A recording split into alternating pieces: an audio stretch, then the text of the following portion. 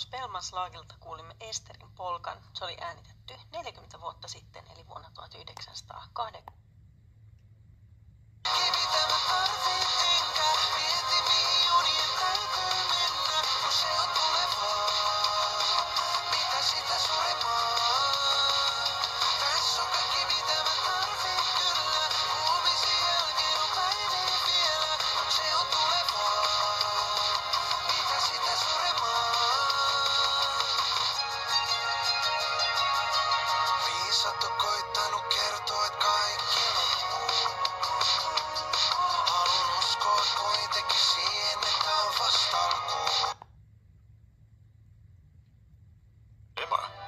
Enastående musik.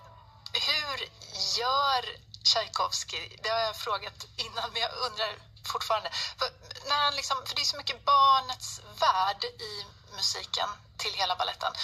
Hur gör han för att frammana den musikaliskt? Det finns det väl flera exempel på. Jag tror att han älskade barnets värld. Men en konkret grej är ju det att Celestan debuterar som orkestermusik. Det var ett väldigt nytt instrument vid den här tiden, 1880-talet, som Tchaikovsky hade stött på i Paris och blev väldigt, väldigt intresserad av. Det ser ut som ett piano ungefär, men det är som en blandning av piano och glockenspiel. Så det har den här liksom klockklangen och kan få fram det här skimret på något sätt. Det kan låta lite som en spel.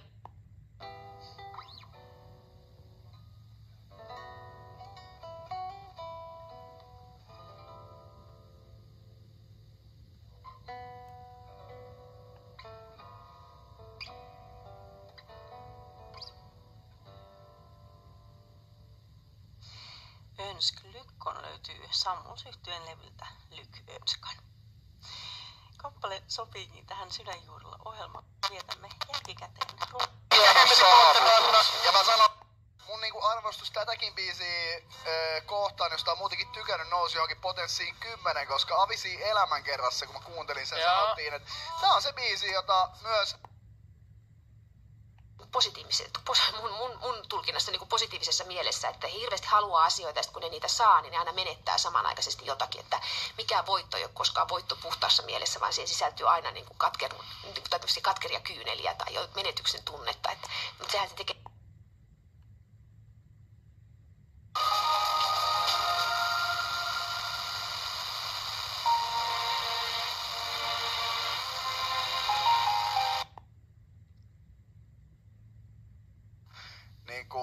Miksi olen tässä jamassa? Mitä tekisin toisin, jos olisin yläasteella nytten?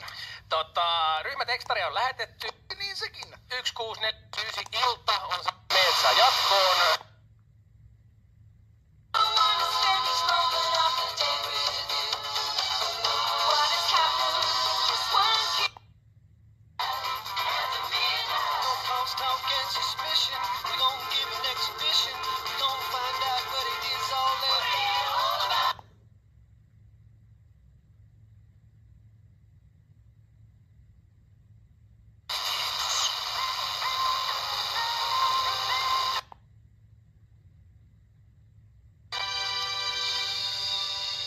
Radio Suomi.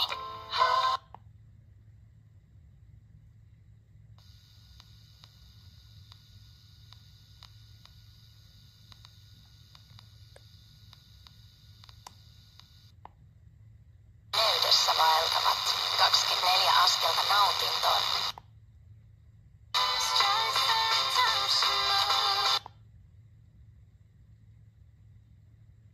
För en bra orkester och bra dirigent.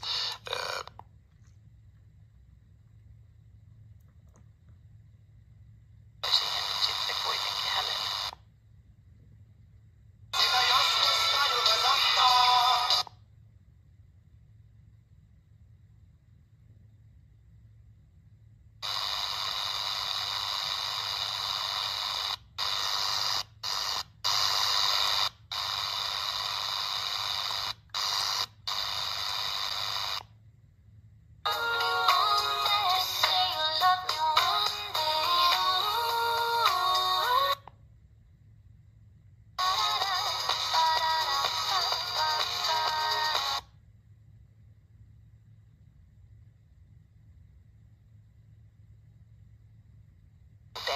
Mutta sitten on tämä niinku petoksen ja